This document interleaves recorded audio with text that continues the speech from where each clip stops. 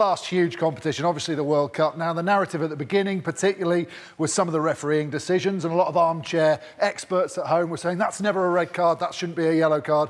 We've got a man who was there refereeing, making some of those decisions. You're going to talk us through the framework that all referees have been given and how they make their decision on whether it's a red card or not. Yeah, listen, we took a lot of heat in that first couple of weeks of the World Cup, and we thought it was a good opportunity to try and explain why the framework was brought in and how we get to the decisions we are. Because what we want is, in the first round of the European Cup, people talking about the rugby, not talking about controversial referee decisions. But I think we've all seen this. It's in the public domain. It's all over social media. And we're all aware of how we try and work through this framework. It's important to note for everybody, this is a guideline. This is not a robotic system. We don't referee using a math grid or trying to get down this to get our end sanction. And always to note on this that mitigating reasons will make decisions from red to yellow or penalty to yellow or penalty to nothing. So you get to your point here, but then if there's mitigation, you can go back one stage and reduce it down. Exactly. Okay, and it's always, this is a guideline. This is where we're trying to get consistent on basing our decisions here.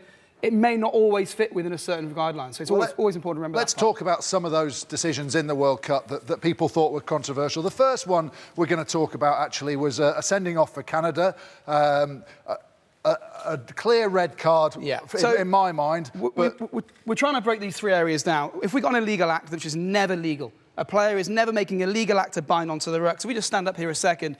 Clearly, this player has his arm tucked. There's no effort to bind. If you come in here and make any contact with neck or head, we're going to struggle to find any reason not to red card this player. So those, I think, should be pretty black and white and pretty simple for everyone to understand at home. If it's illegal, and it's always been illegal, you'll never go to the framework. Yeah, and we've seen different examples. We've seen Scott Barrett in the summer. We've seen the Canadian one.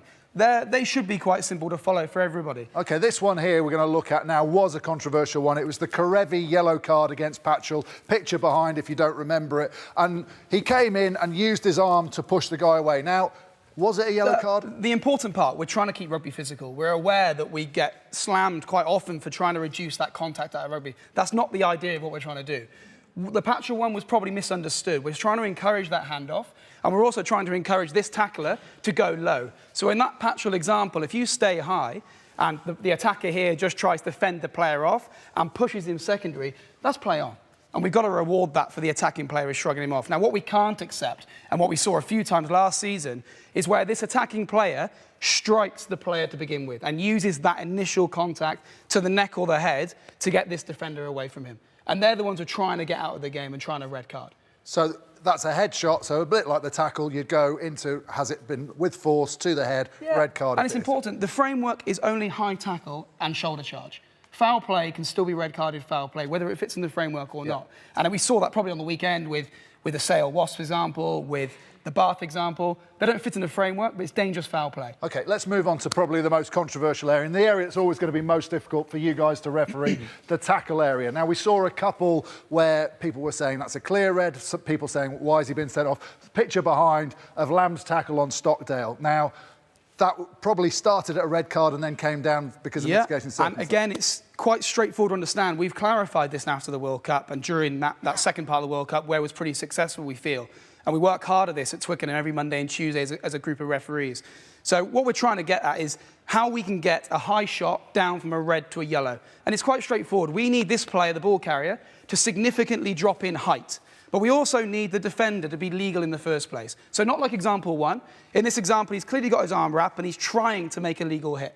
Now, in this case, he may make contact with the neck or the head, as did the Stockdale incident. What we're trying to get at in the framework is that the reason this is probably being foul play is because of this guy's drop in height. Okay. So in this example, we'd start at foul play, yes. We'd start at red card because it might be contact with the neck or head, but it's low danger, so it's mitigating and different to the Watson one. Watson, I guess the speed and the lack of control from this guy meant it was a yellow card, whereas Watson, play on or penalty. And we're trying to get away from robotics. We're trying to get away from A plus B refereeing.